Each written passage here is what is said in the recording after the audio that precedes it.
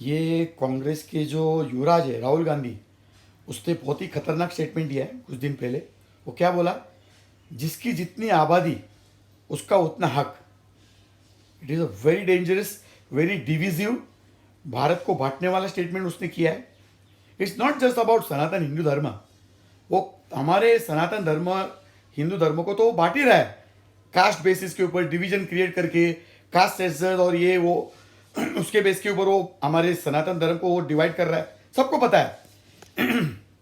देखो, हम लोग जो भी है, जो weaker section of the society है, कम्युनिटीज़ है, हमारे सनातन धर्म में भी बहुत सारे लोग हैं जो इकोनॉमिकली वीक है, बैकवर्ड क्लासेस है, शेड्यूल ट्राइब्स है, उनको बेनिफिट बिल्कुल देना चाहिए। जो हमारे कॉन्स्टिट्यूशन में जो as per the constitutional provision बिल्कुल देना चाहिए, उसको तो हम लोग सपोर्ट करते हैं।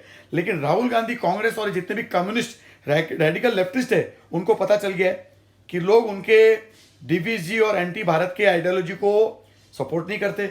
तो अभी ये लोग क्या कर रहे हैं? हमारे सनातन हिंदू धर्म के अंदर ही ये लोग डिवीजन कर रहे हैं।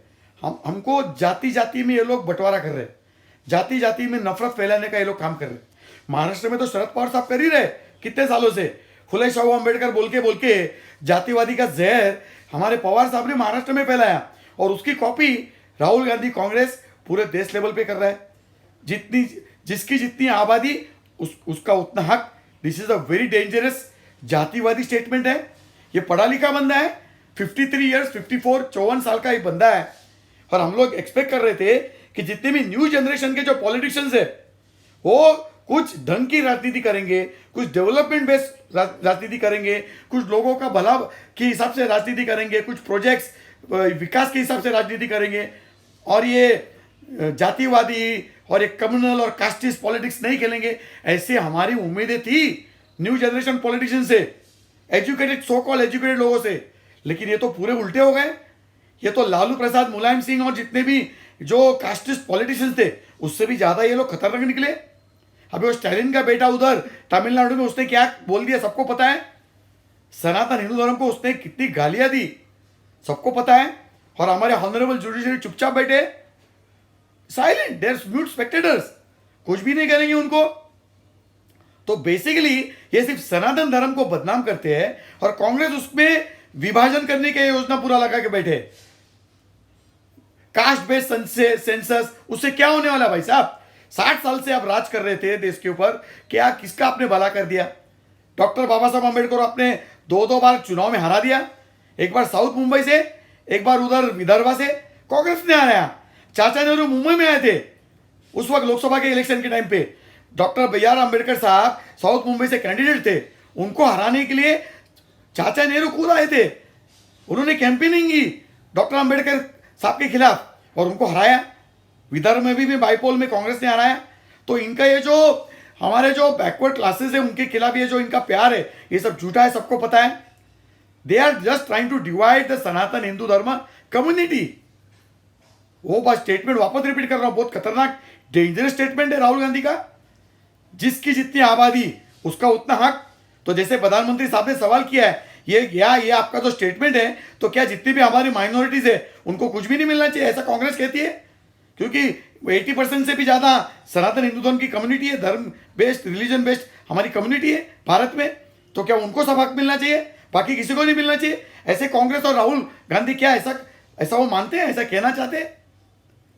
प्रधानमंत्री मोदी साहब ने बिल्कुल सही कहा, कांग्रेस को पूरा communist, leftist, radical leftist, urban Naxal ने पूरा टेक ओवर किया है। कांग्रेस की कोई आइडियोलॉजी नहीं है, वो जीत नहीं सकते अभी। तो धर्म को बांटेंगे, जाति कास्ट बेस्ड पॉलिटिक्स करेंगे, धर्म के ऊपर भी वो लोग राजनीति करेंगे, और चाइनीज कम्युनिस्ट पार्टी का प्रोपेगेंडा चलाएंगे। राहुल गांधी 2008 में जो एमओयू किया चाइनीज कम्युनिस्ट पार्टी के साथ, पिक्चर्स सोशल मीडिया में सबके पास अवेलेबल है। तो एमओयू अभी तक क्यों नहीं बता रहे देश को, जो 2008 में साइन किया था? पिक्चर में राहुल गांधी साइन कर रहा है, उसके बाजू में सीसीपी का वो कोई सेक्रेटरी बैठा है साइन करने के लिए, पीछे शी जिनपिंग खड़े हैं, सोनिया गांधी जी पीछे खड़ी है, आनंद शर्मा पीछे खड़ा है। तो वो एमओयू क्या था देश को बताओ भाई। राहुल गांधी जो और कांग्रेस जो पूरा चाइनीज कम्युनिस्ट पार्टी का प्रोपेगेंडा एजेंडा चलाते हैं भारत में, वो क्यों चलाते हैं लोगों को बताओ भाई। हमेशा भारत के खिलाफ बोलेंगे, वो चाइनीज कम्युनिस्ट पार्टी के खिलाफ कुछ भी नहीं बोलेगा। जब भी वो पीएलए चाइनीज कम्युनिस्ट पार्टी का जो इंकर्जन करते हैं हमारे नॉर्थ ईस्ट स्टेट्स में बॉर्डर में, तभी कांग्रेस और राहुल गांधी चाइना के खिलाफ कभी कुछ नहीं बोलेगा, चाइनीज कम्युनिस्ट पार्टी के खिलाफ कभी कुछ नहीं बोलेगा। कुछ भी वो प्रोपेगेंडा बेस्ड कुछ आर्टिकल छापते हैं और हमारी भारत की बदनामी करते हैं, उस वक्त कांग्रेस और राहुल गांधी और प्रियंका वाड्रा और सोनिया गांधी चुपचाप बैठेंगे, कभी क्रिटिसाइज नहीं करेंगे चाइना को और चाइनीज कम्युनिस्ट पार्टी को। उसका एजेंडा चलाते हैं भारत में। तो एनीवे गाइस, ये इनका बहुत ही डेंजरस डिवाइड एंड रूल का जो ब्रिटिश का जो मॉडल है, ये कांग्रेस पिछले 60-70 साल से करती आ रही है। और अभी राहुल गांधी को भी पता चल गया कि वो डेवलपमेंट बेस विकास की राजनीति वो खेल नहीं सकते, जीत नहीं सकते, कुछ नया निर्माण नहीं कर सकते भारत में। कुछ लोगों को वो इनकम रेस करने के लिए उनके पास कुछ है ही नहीं, सिर्फ फ्रीबीज और सनातन हिंदू धर्म को जातिवादी पॉलिटिक्स के हिसाब से वो लोग डिवाइड करेंगे और फिर माइनॉरिटी का ऑफिस करेंगे। यही इनका 3 ट्रम्प कार्ड है। एक तो फ्रीबीज, लोगों को मुफ्त का वादा करेंगे जो देंगे नहीं कभी। मध्य प्रदेश में भी किया था उन्होंने वादा कि सारे फार्मर्स का एग्रीकल्चर फार्मर्स का लोन माफ करेंगे, किया नहीं। राजस्थान में भी किया नहीं। कर्नाटक के इलेक्शन टाइम पे सबको ये फ्री देगा, इलेक्ट्रिसिटी देगा, पैसा देगा, वादा किया, बाद में जीतने के बाद कंडीशन डाल दी उन्होंने। सो इनका 3 ट्रम्प कार्ड है कांग्रेस का। एक तो फ्रीबीज, मुफ्त की रेवड़ियां बांटना। सेकेंड, माइनॉरिटी का ऑफिस करना, जितने हमारी माइनॉरिटीज है उनके दिल के अंदर डर बैठाना और उनके वोट हासिल करना। और तीसरा, हमारे सनातन हिंदू धर्म के जो हमारी कम्युनिटी है, हमारा जो समाज है, उसके अंदर जाति के ऊपर राजनीति खेल के उसको विभाजित करना, डिवीजन क्रिएट करना, यही कांग्रेस का मकसद है, सबको पता है। इसके लिए मेरे जैसे आदमी की जरूरत नहीं बोलने के लिए, लेकिन people should be aware what they are up to. और राहुल गांधी अभी चुप है। जो स्टैलिन जो उधर है तमिलनाडु का जो सीएम है, उसके बेटे ने सनातन हिंदू धर्म को ना जाने क्या क्या बोला, इरेडिकेट करना है, खत्म करना है। उसको HIV बोल दिया, मलेरिया बोल दिया, डेंगू बोल दिया। और उसका वो डीएमके का और एक जो ए राजा है जो 2G स्कैम में फंसा था, उसने भी ऐसे अपमानित कर दिया हिंदू धर्म को। वो कभी दूसरे फेथ के खिलाफ बोलेंगे नहीं, बोलना भी नहीं चाहिए, हिम्मत नहीं उनके दूसरे फेथ के खिलाफ बोलने की। मैं तो बोलता हूं कोई भी फेथ के खिलाफ गलत कुछ बोलना नहीं चाहिए। अगर आप अच्छा बात नहीं कर सकते हो तो बुरा बात नहीं करना चाहिए। हिम्मत नहीं है उनमें दूसरे फेथ के खिलाफ बोलने की। अगर वो बोलेंगे तो फतवे निकलेंगे, और बोलना भी नहीं चाहिए किसी भी धर्म के खिलाफ। राहुल गांधी चुप है। डीएमके स्टालिन का बेटा ने जो सनातन हिंदू धर्म के खिलाफ जो इतनी बकवास बातें की, उसके ऊपर राहुल गांधी चुप है, कांग्रेस चुप है, हमारे ऑनरेबल जुडिशरी भी चुप है। अगर दूसरा कोई बोलता तो भारत में इंटॉलरेंस का लेवल बढ़ जाता था। भारत में डिक्टेटरशिप आ गए, ऐसा प्रोपेगेंडा चलाते न्यूयॉर्क टाइम्स वाले, CNN वाले, BBC वाले, गार्डियन वाले, जितने भी इंटरनेशनल फॉरेन फंडेड बेसिस जो रेडिकल लेफ्टिस्ट ऑर्गेनाइजेशन है, पूरा वो प्रोपेगेंडा चलाते हैं भारत में। अगर दूसरे भेद के खिलाफ कोई स्टेटमेंट देता है ऐसा, तो इंटॉलरेंस लेवल बढ़ जाता भारत में, डिक्टेटरशिप आ जाती। जॉर्ज सोरस और जितने भी चाइनीज कम्युनिस्ट पार्टी के जो फंडेड बेस मीडिया हाउसेस है, सब वो नंगा नाच करते। लेकिन आज वो सब चुप है। क्यों भाई? तो in short, everybody should be careful and be on alert of this. मैं तो इनको कांग्रेस नहीं बोलता हूं, उनको इटालियन कांग्रेस बोलता हूं। Italian Congress funded by Chinese communist party. और ये जो रेडिकल लेफ्टिस्ट जो हमारे ऑर्गेनाइजेशन भारत में है, 90% मीडिया में वही लोग हैं। अपने आप को पुरोगामी बोलते हैं, प्रोग्रेसिव बोलते हैं, लिबरल बोलते हैं, रैशनलिस्ट बोलते हैं, बुद्धिजीवी बोलते हैं। ये कोई नहीं है, ये कोई बुद्धिजीवी नहीं है, कोई लिबरल्स नहीं है, कोई रैशनलिस्ट नहीं है, कोई प्रोग्रेसिव नहीं है, कोई पुरोगामी नहीं है। ये सारे लोग कम्युनिस्ट लोग हैं। Communist, Marxist, Lenin, Chinese communist party और चाइना का एजेंडा चलाने वाले लोग हैं। तो जस्ट बी एन अलर्ट। और ये जो राहुल गांधी और कांग्रेस हमारे जो सनातन हिंदू धर्म को तोड़ने की बात कर रहे हैं, जातिवादी राजनीति खेल करके, उसके बाद दूसरा कोई चारा है ही नहीं। और बाकी सारे कांग्रेस वाले चुप बैठे हैं।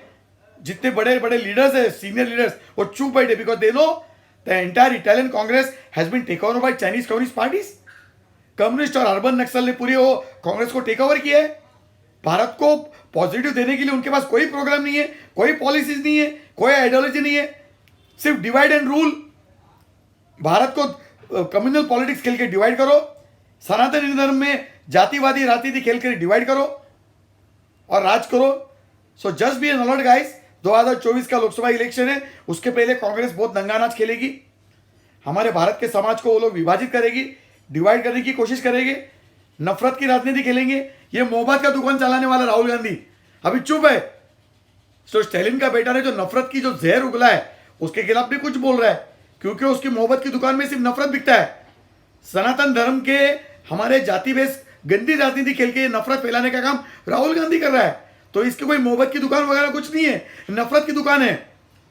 राहुल गांधी और कांग्रेस की नफरत की दुकान है। समाज को तोड़ो, जातिवादी राजनीति खेलो, भारत को भला बुरा बोलो, भारत के खिलाफ फेक प्रोपेगेंडा चलाओ, हमारे सनातन धर्म को विभाजित करो। ये इसकी नफरत की दुकान है।